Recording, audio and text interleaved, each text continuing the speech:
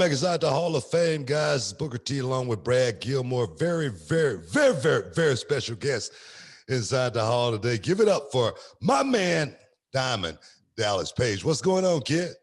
You, Booker T. I like that Hall of Fame. That two-time Hall of Famer there. Yeah, I like man. that. I see you joined the club, huh? You know, yeah, I'm getting a little action here. I actually shot a Western, I don't know, maybe 5 months or 6 months ago. And I said, I'm just going to let it go scraggly. You know, I was going to do the old good, the bad, and the ugly, little Clint Eastwood with the growth all the way down. And I said, and Paige goes, I like it. And I'm like, you know what? I think I want to keep it. Came part of the new look. I've been working on mine, you know, off and on. I've been cutting it, letting it grow, cut it, you know what I mean? But right now, I'm just going to let it go, man. Just let it go. I'm trying to keep that gray out, though, man. The gray is definitely, you know, beginning to pop. Dude, it's popped all over me, so I just fucking do that man thing, brother, that dyed up, baby. But I always leave a bunch of gray in it, though, you know. Hell, I'm going to be 65 in April, baby. So, yeah, I got to own some of that age, you know. Feel good about it. Hey, man, 65, you're still looking good, man. You're 65. We just finished talking to Frank Stallone, man, and he's 70, and the brother looked great. I mean. Does he really? I would believe that. I'm serious. I mean, I would never believe that he could get the COVID vaccine. Hey, dude, that's a big deal, man. That's a big deal getting that. I already got. Did you get COVID? Did you get it? Man, I got it. Yeah, we both got it. And yeah. Well, yeah, me too. Me and Paige both got it, and it kicked her ass. I mean, like she was freezing at times, and I get on top of all the covers and couldn't keep her warm. So I got like 2 heating pads under it. So she had 2 of them. When she started freezing, she turned them up, that warm her up. Then every night her temperature went to 102.7, which, you know, for a girl in her 40s, you know, anybody over, you know, 12 years old, you'll get those high, they can do some damage. She had it every night. Then I put ice on her. Sure, and I felt like I got hit by a truck, but I'd start to feel like I was kicking out, and then boom, that COVID knocked me back down, man. Yeah, I had it for a couple of weeks, and I had the mentality every time I felt bad, man, I would, you know, pull the dumbbells out. I just started working. Really? I started doing push-ups. I tried to work out in my yard one day, and I got about 45 minutes in. I can't do it. But I every time I felt myself down, I would push myself even harder. And 2 weeks I kicked out. Charmel, you know, we think she had it. We never got a positive test or anything on her, but my mother-in-law, she just went and got the COVID test. So, man, we just ready to get back on track in 2021. So 2021, what did it look like for Diamond Dallas Page? Dude, I got so much good stuff happening. God has blessed me at a different level. You know, we just finished last year's Positively Unstoppable $1 Million Challenge. And they go from January 1st to October 31st and take your best 6 months. And normally third place is $5,000, second place is $10,000, first place is a chance at $1 million. And what we do, we take Positively Unstoppable, stick them in the deal. We got 100 of them there, and one of them's got $1 million. It's like the hole-in-one tournament. I paid like $50,000 for it, and then it probably costs about $100,000 to do everything. But the chance for someone to win $100 now, the minimum they make is $25,000. So we had thousands of people. We already got, again, already this year already signed up thousands of people, but I couldn't take it to 3 people, so I had to take it to 4 people. And that third person, I just threw another $5,000 in there. We did really well this year. And so I just wanted to give back to these 4 people. Any one of them could have won the physical challenge. They lost anywhere between 72 and 95 pounds. You know, everybody was 70 to 95. Any one of them could have won the physical challenge. So then we go to the next level, mental challenge. Where did you change mentally? And as you know, this year was a really tough year all the way around. But these people, any one of them could have won. So then we go to the third category, which is documentation. And the guys, they just really took pictures, put a couple videos up. The girls, they put the work in. And the girl who won was a girl named Candy McCarthy Herndon. And her story is amazing, man. And this girl, just from her, mother was a drug addict. I mean, the stuff that she went through in her life and thought she was worthless to the person she is today. And the funny part is, she signed up at the last moment, which was like, where she got 6 months, April 31st, and she went to October 31st.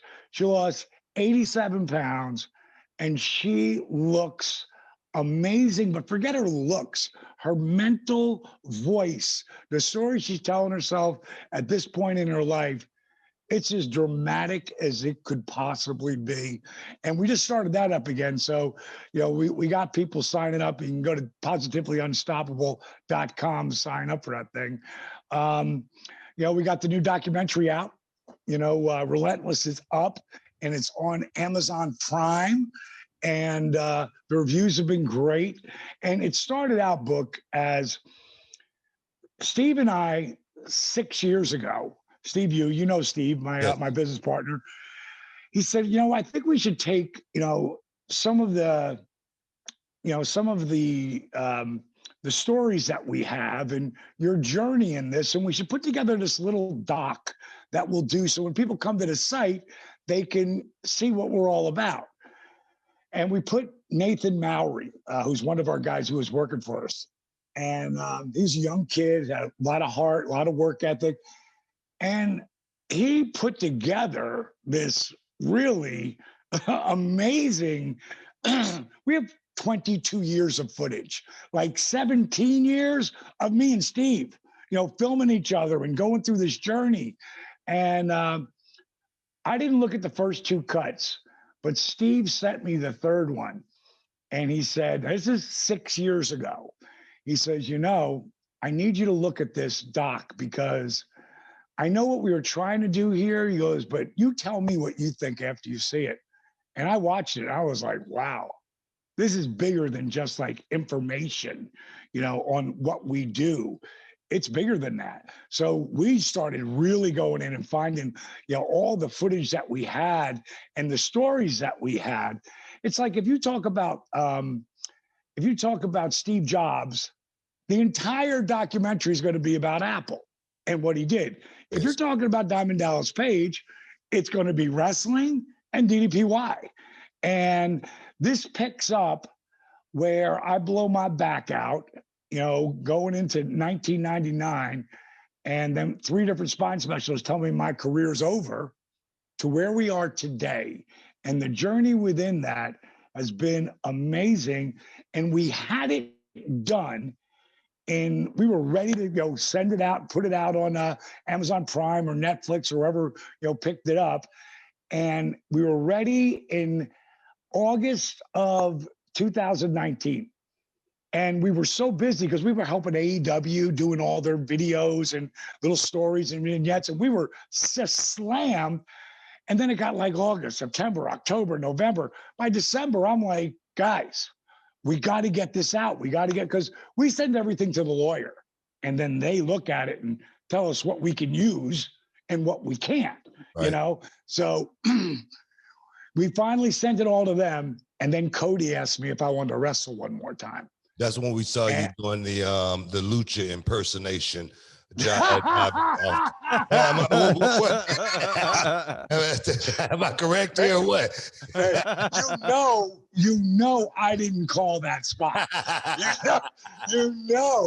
We were down working, talking about the match, and 2 weeks before, Book, you love this. 2 weeks before, I'll do that one thing where I go to clothesline you duck, but I catch you and turn it into the cutter. And Max, MJF, just couldn't get the rhythm of it. So I had to keep doing it with it. And then I felt a little pull there. Because, I'm almost 64. I ain't done this shit. I do it once, I'm done. But I had to keep doing it with him and the big guy, the butcher, who's 300 pounds. And when I got in that ring, boom, boom. And when I did it to Butcher, I felt a pull and a strain come up my back. And man, I'm like, God, God. Friggin', I didn't sell it, but I got out. I was like, son of a bitch. So, I got 2 weeks to fix it because we're not going next week, going the week after. And we're all meeting down. I said, listen, I ain't been in a ring like this, and freaking at that point, 15 years, like ring, where I'm actually doing more than just a diamond cutter. And so we went down, we walked through things. And then Cody goes, and then, Dustin's going to do his roll off the apron, and QT's going to do a little flip, and he's going to go over, and then you're going to come off the top on all of them. And I just fucking no-sold it. And I'm like, and I go to stand up on the ropes, and I can't even put my right foot up on that top rope. That knee got caught, huh? My feeling this shit. Thank you, God, that I finally worked it out. And my doc and my massage therapist took it out. And you know me, Book. I did DDPY 5 hours going into that day before I walked out there. I got to tell you this because you'll love this. I get out there and Cody says to me, don't worry about the ropes because these are loose, but they're tight. Like you're going to feel really comfortable out there. So I go, okay, I get out there. I'm moving around. I climb up. I go down. I move around. I climb up. I'm feeling good. Now clean it out. Everybody's coming in. So one last time, I come around and I'm going to springboard, right? And my foot goes like, whoom. Someone sprayed the ropes. They were cleaning the ropes and my foot slid. And I had that little pull. Oh, some bitch. And bottom line is I went back and I worked out. And you see how that all came there. Then that was the next morning. I wake up and I look at Paige and I go, I know why we have not released this doc yet. And she goes, why? She goes, this has got to be in it.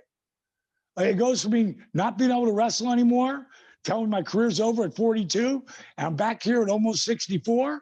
I go, this proves everything I've ever talked about. Man. And it was magic, man. It was magic. Hey, man, DDPY obviously heals the body, the mind, and the spirit. And how long you been doing this now? How long you been doing the DDPY now? 22 years. 22 years. Yeah. And you've gone through the trenches, being in the ring, even though you started late. A bump is a bump. Yeah, everybody. Bump is a bump. Right. I'm serious. How do you actually, body wise? I mean, because I'm 55. Sometimes I have aches and pains and whatnot, but I'm always trying to get my stretching in. Nothing like DDPY. But how do you actually, honestly feel body wise at 65? I'll tell you, I feel amazing, except when I wake up, because I do more damage to myself sleeping because I'm a side sleeper. So my shoulder might be like this, and that might crick the neck. And I mean, getting out of bed can be a bitch, but I go right to doing I do the same opening on 99% of my workouts. I do the exact same opening, and it's called the NXT warm on the app. You should do it, bro, because I'm telling you, if you do that in the morning, you feel like a different person. I can't tell you how many times I've said to myself, this shit really works. Like just to open my back and bringing my forearms to the mat and opening my knees. And I've been wearing these things. I got this new thing I'm doing. It's called DDPY Jack, and they're blood flow resistant. They're BFR bands. Now, did you ever get any work done from Andrews in Birmingham? Yeah. Did you work with Tim Wilkes, who's the top PT guy there? No, I didn't. I have him on film with me and Steve, because today they have DDPY jacked straps, and they are their BFR. Because I took a company called um, Rock Cuffs, and their blood flow resistant training bands were pretty good, but they weren't really user friendly. And Chet at that company, he's the president, CEO. I said, if you let me, I will send these back and forth and we'll make these way better, because he's been wanting to put them in my program. And I wore the arms first, and I just couldn't believe the density and the strength of my muscle. All the shit that Tim Wilkes from Dr. Andrews, his place down there, he puts it over huge. Now I literally could do 10-second push-ups, lowering for 10, holding for 10, pushing up for 10. I did it twice in my life. On my 64th birthday last year, I've been doing the straps at that point for probably about 7 months. I did 11 and a half 10-second push-ups at 64. Then I tweaked my shoulder rock climbing, so I can't do that right now, but I'm on my way back, and I'm wearing the straps on the legs now. My left knee, which I really thought I lost it. I wasn't going to be able to squat as deep. I wasn't going to be able to sit on my heels because the left knee just had this inflammation in it. And over the last 2 months, I've been wearing them up and down. And I actually sat on my heels for about 3 seconds today for the first time in 3 years. So how do I feel when I wake up middle of the night? Little bit right, I feel not bad, you know. If I sleep wrong, though, it could be my shoulder, it could be my neck, it could be my back. But I want to do that warm up. I swear to you, Book, try it. God gave you the app. Try it tomorrow and tell me how you feel. Definitely. Dallas, I had something for you. So the documentary, of course, it does cover your career, and at the beginning, it talks a lot about you. Toward the end, it talks about you coming back at 64. But really, the story of the documentary is the success of other people, the regular people, Right. maybe not an athlete, nothing like that, and you're helping them feel better, right? With the woman who is about to turn 50, or the 80 some odd year old man who can move better than probably I can at this age. And what no, I 100%. He looks in such great shape. I'm like, I wouldn't want to go in a marathon with this man. But you could, and the program is awesome, but you come across like a genuinely great human being, because you are. And I want to tell this story. It was probably the last time you were down here for us at Reality of Wrestling. You had to catch a flight back to Atlanta, and on the way there, and you were probably, I don't know, an hour before the flight time. But on the way there, you said, hey, Brad, can we stop at Whole Foods? I don't know if you remember this. You were on the way to go help somebody who was on death's door. He was overweight. I don't remember his name, but you were flying to him to go help him. And I remember we stopped in Whole Foods like a madman. You're looking for the best things from the shelves that you can. I'd never seen anybody navigate a Whole Foods like Johnny Dallas Page in my life. And like, he knew where everything was. He'd never been in the store. And he's running around grabbing everything. And we get even to the gate at the airport, and you're trying to find a way to stuff this food in your bag so you can carry it through, baggage claim, carry it on. And you were going there just to help somebody. Where does that come from? Why do you want to help people so much? Because we live in a superficial society, right? Instagram likes, self-aggrandizement, and you're a world champion, of course. But where does it come? Where does that come from in you to help other people so much? I have no idea, bro. I just know it makes me really feel good. At 65, I'm there 2 months. I'm 6. I always think I'm 2 months from 65. I always own the next age because we have no control over that. We only have the control over the way we feel about that. And I've had friends of mine for years go, so how old are you anyway, bro? And they lean in and go, I'm 50, but don't say anything. I'm like, dude, you look great. You should own that. And it's just how I feel. It's like Book says, I'm 55. He looks like a rock star. So, it just, it encourages people. And for me personally, everything I do, it's like, how does that make me feel? Like everything I do, when I'm helping somebody else, it's like the most selfish thing ever because it makes me feel amazing. And today, let me read you something from. Hold on one second. Hold on one second. Hey, Paige. Never mind. No, it's down here. It's down here. She'll come running in a second. Dallas Page is running around like he was running around that Whole Foods that day.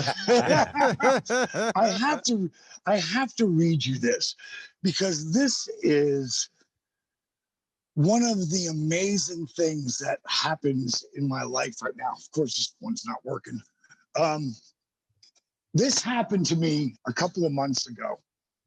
And, some people, they don't really understand that if they track me down and if they put work in, they have my attention. And that's the biggest thing it comes down to me. Are you putting the work in? Because if you're putting the work in, I'm going to help you, mainly because you're putting the work in. So, okay, where the hell is that? Oh, God. I would love to have this be ready right there. Here it is. So, my Twitter is going, my DM, which I turned off, so I couldn't keep hearing it. Bing,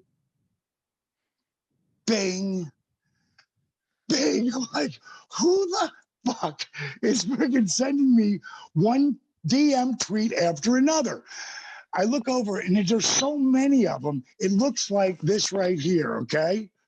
I don't know if you can see that, but I'm going to read it to you because I was so, I'm going to read at least the first paragraph.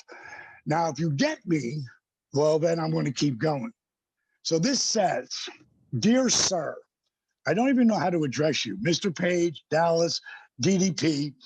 In March of this year, I was at my absolute heaviest. My diet was poor, my body was falling apart, and I was having some serious health issues. It got to the point where my doctor saw me for a visit and said something along the lines of, I didn't think I'd see you again. I thought you'd die in between our next visit. A week later, my wife comes into the bedroom, tells me our marriage is over. She's found a new boyfriend, and I need to leave. With as much dignity as I could muster, I moved out of my house and into an apartment. The pandemic had taken hold, so I was experiencing health issues that medical professionals thought would kill me. The virus was wreaking havoc on my body while my entire life was falling apart. Now this guy's got me. I'm reading. I'm like, okay, I'm in. He said, a friend of mine sold me your YRG workout a few years ago. Now that's the first stuff that I ever did back in 2005. All right. He said, I got it a couple years ago. I never sunk my teeth into it because I was so busy with work and a life that was killing me. Since there was nowhere to go but up, I put in a copy of the DVD and I did the fat burner workout. It hurt, but it was actually a good distraction from an incredibly broken heart. One of my colleagues noticed that I was actually making a change and asked me what I was doing. And he said, when he heard I was doing your YRG, he told me, DDP just came out with a new book. You might like it. After work, I stopped by Barnes & Noble. Now, this book is called Positively Unstoppable, The Art of Owning It. This is what he took away from that. He said, I went by Barnes & Noble and picked up Positively Owning It. That book made me see the truth of my situation. Yes, my wife drop kicked my heart into my ass. Yes, she was someone new. And yes, I had to start all over again at 35. All those things considered, it was my responsibility to react and take charge. I couldn't change what had happened, but I could take control of where I was going. My diet, my exercise, my lifestyle all became contingent on what I was doing. This guy's got me now. Instead of looking at my sudden lifestyle change as something that had happened to me, I drew inspiration from positively owning it and began seeing my situation as an opportunity to be excited about the changes in my life. I was becoming strong. I didn't see dieting as being depressed about what I couldn't eat, but being jazzed about what I could eat. Through your wisdom and encouragement, I began listening to my body. I paid attention to what my body ran well on, what my body didn't react well to, and what foods affected my mood in different ways. Restrictive diets don't work. And because I was listening to what my body was asking for, I didn't have to go on a restrictive diet. I substituted garbage for high octane fuels. I left my home April 4th, 2020, at my heaviest. When I weighed in the doctor the last time, I had shed 60 pounds in 4 months. My blood pressure has improved, my mental clarity, my stamina, and my mood. My body was stronger than I was at 25. I still have a very long way to go, but now I know I am equipped for the battle, not just to fight, but to win. I'm sure you hear this a lot, Mr. Dallas, but your work has absolutely saved my life. The workouts are encouraging and tough. Your book is incredible. Diamond Dallas Page took me from someone who was falling asleep, standing up in the shower, to someone who can look at himself in the mirror and be proud of who he's becoming. You are doing God's work, sir. And as a kid who stayed up late on Monday nights to see the NWO get a heaping helping of the Diamond Cutter and remembers hating Dennis Rodman for interrupting DDP about to join the Wolfpack, I can't imagine a better spirit on earth to inspire me. And he sent me this picture and he said, here I am at critical mass. And he's 552 pounds. Wow. Now, when I looked at that, it was 12:31 in the morning. When I see something like that, where someone's really put the work in, like they got it and they haven't even talked to me. And I want to help that guy. So I DM him back, send me your phone number. Bing. He sent it back at 12:31 in the morning. And I called him and I talked to him to around 1:30. And I told him, you need to get on the app, watch the first video on the dashboard, go to the menu, zip down to user guide, watch the video, go down to the list, and do it all. Here's my email. When you finish it, you call me. And if you really put the work in, I will help you. Every month, we will talk. That was September, the beginning of September. Now we're in January. The cat is down 146 pounds. Wow. Wow. And we're talking about April will be a year. So that shit just inspires me. And I watch this guy completely change. Yeah, I watch him completely change. Yeah. And Garrett Bischoff, me and Book, we watched him grow up, Yeah. at the coming to the matches. Garrett he's in a biker gang right now. You know what these bikers do? Kids who get beat up by their parents. And they're going to be taken away from their parents because they've been beat up enough. Yeah. Those bikers, 2 every night, 2 every day, 2 every midday. They work 8 hours hangs, and they make sure that shit don't happen to those kids. It gives them some self-confidence and not to be as scared of what's going on. You're not doing anything different, I don't think, than and we've been doing for a long time. You remember back in the day going to Joe Clark's camp, talking to those kids. Man. I think it kind of started back then.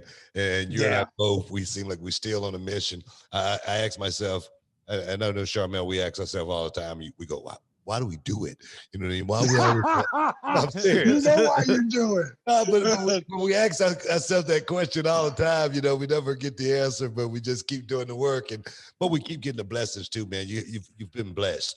The man upstairs is looking over you for a reason, man, because you're putting in the work, not just for yourself, but for someone else.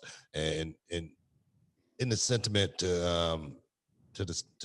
to same as myself, I always say, and I think you kind of like the same.